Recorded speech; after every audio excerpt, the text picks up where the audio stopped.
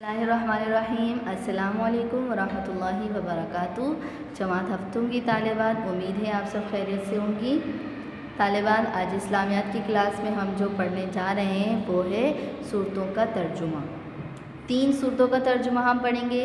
سب سے پہلی صورت ہمارے پاس ہے سورۃ الناس، اور اس کے بعد ہم سورۃ الفلق اور سورۃ الاخلاص کا جو ہے وہ ترجمہ پڑھیں گے، ٹھیک ہے؟ تو سب سے پہلے دیکھیے سورۃ الناس، اس کی تلاوت ہم پہلے کر لیتے ہیں، پھر اس کے بعد ہم اس کا ترجمہ بھی دیکھ لیں گے۔ بسم اللہ الرحمن الرحیم۔ قل اعوذ برب الناس ملک الناس الہ الناس من شر الوسواس الخناس الذی یوسوس فی صدور الناس من الجنۃ والناس۔ اب اس کا ہم ترجمہ دیکھ لیتے ہیں۔ سب سے پہلی آیت کون سی ہے؟ قل اعوذ برب الناس، ٹھیک ہے؟ اس کا ترجمہ کیا ہے؟ کہو کہ میں پناہ مانگتا ہوں تمام لوگوں کے پروردگار کی، ٹھیک ہے؟ اس کا قل کا مطلب ہوتا ہے کہو، اعوذ کا مطلب ہوتا ہے میں پناہ مانگتا ہوں، ٹھیک ہے؟ برب الناس کا مطلب کیا ہے؟ ناس کا مطلب ہوتا ہے لوگ، اور رب کا مطلب ہوتا ہے پروردگار، ٹھیک ہے؟ تو اس کا مطلب کیا ہوا کہ قل کہو کہ اعوذ میں پناہ مانگتا ہوں برب الناس تمام لوگوں کے پروردگار کی۔ دوسری آیت کون سی ہے؟ ملک الناس۔ ملک کا مطلب ہوتا ہے بادشاہ، اور ناس کا مطلب ہوتا ہے لوگ، تو اس کا بامحاورہ ترجمہ کیا ہوگا؟ سب لوگوں کے بادشاہ کی۔ تیسری آیت کون سی ہے؟ الہ الناس۔ الہ کا مطلب ہوتا ہے معبود، اور الناس کا مطلب کیا ہے؟ لوگ، ٹھیک ہے؟ تو اس کا ترجمہ کیا ہوگا؟ سب لوگوں کے معبود کی۔ آگے ہے من شر الوسواس الخناس۔ اس کا ترجمہ کیا ہوگا؟ اس وسوسہ ڈالنے والے کے شر سے جو پیچھے کو چھپ جاتا ہے۔ شر الوسواس یعنی وسوسہ ڈالنے والے کے شر سے، کیسا؟ الخناس یعنی جو پیچھے کو چھپ جاتا ہے۔ کلیئر ہوگی بات؟ آگے ہے الذی یوسوس فی صدور الناس۔ اس کا ترجمہ کیا ہے؟ جو لوگوں کے دلوں میں وسوسہ ڈالتا ہے۔ الذی جو، یوسوس وسوسہ ڈالتا ہے، فی صدور الناس لوگوں کے دلوں میں۔ آگے آیت کون سی ہے؟ من الجنۃ والناس۔ اس کا ترجمہ کیا ہے؟ چاہے وہ جنات میں سے ہوں یا انسانوں میں سے، یعنی من الجنتی چاہے وہ جنات میں سے ہو، والناسی چاہے وہ انسانوں میں سے ہو۔ سمجھ آ گئی آپ کو یہ صورت؟ ٹھیک ہے، بہت ہی آسان ترجمہ ہے، اور آپ لوگ جو ہے بآسانی اس کو یاد کر سکتے ہیں۔ جی طالبات، اب یہ دیکھیے سورۃ الفلق۔ سورۃ الناس تو آپ لوگوں کو سمجھ میں آ گئی ہوگی، اب سورۃ الفلق دیکھیے۔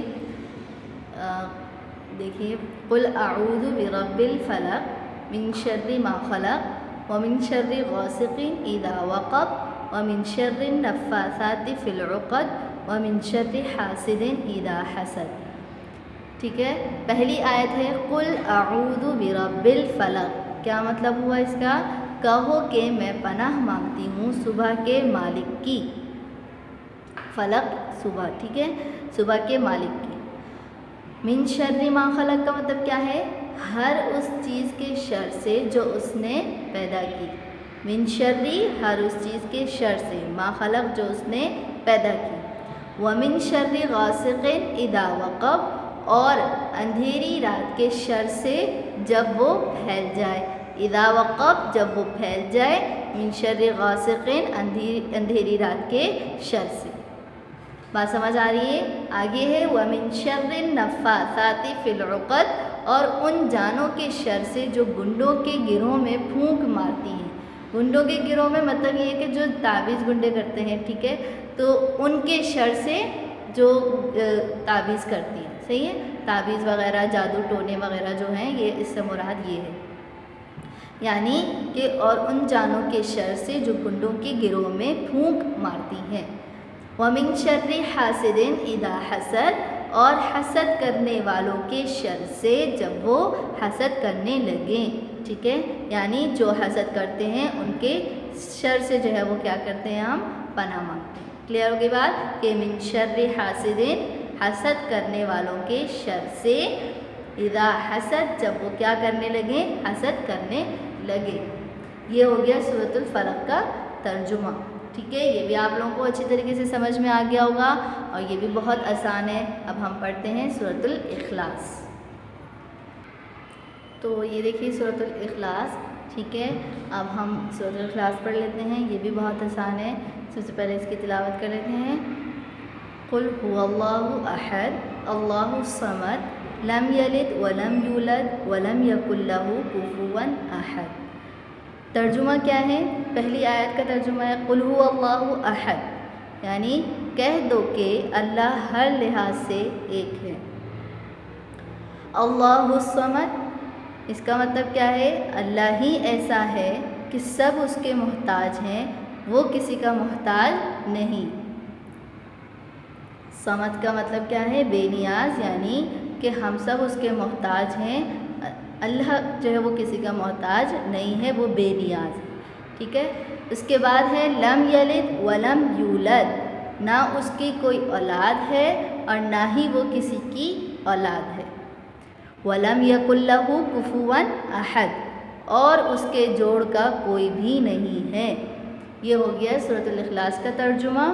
اور ہم نے جو ہے وہ چونکہ تینوں صورتیں پڑھ لی ہیں، تو اب آپ کا کام کیا ہے کہ آپ نے جو ہے وہ اس کا پہلے ٹائٹل پیج بنانا ہے، یعنی صورتوں کا ترجمہ، اس کا جو ہے وہ ٹائٹل بنائیے گا یا پھر جو ہے وہ صورتیں لکھیے گا، اور اس کے بعد جو ہے وہ پہلی صورت لکھیں گے سورۃ الناس، اور پھر صورت لکھیں گے اور اس کے بعد اس کا ترجمہ تحریر کریں گے۔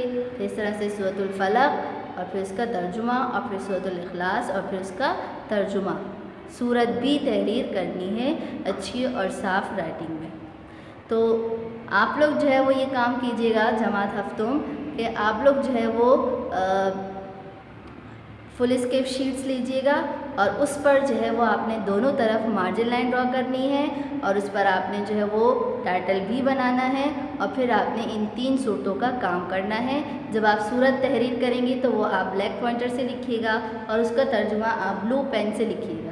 اسی طرح تینوں صورتوں کا جو ہے وہ کام کرنا ہے۔ کلیئر ہوگی بات سب کو؟ پھر جب انشاءاللہ آپ کو PDF دی جائے گی تو آپ اس میں سے بھی جو ہے وہ اپنا کام جو ہے وہ ری چیک کر لیجیے گا، ٹھیک ہے۔ اگلی کلاس تک کے لیے اجازت دیجیے۔ السلام علیکم ورحمۃ اللہ وبرکاتہ۔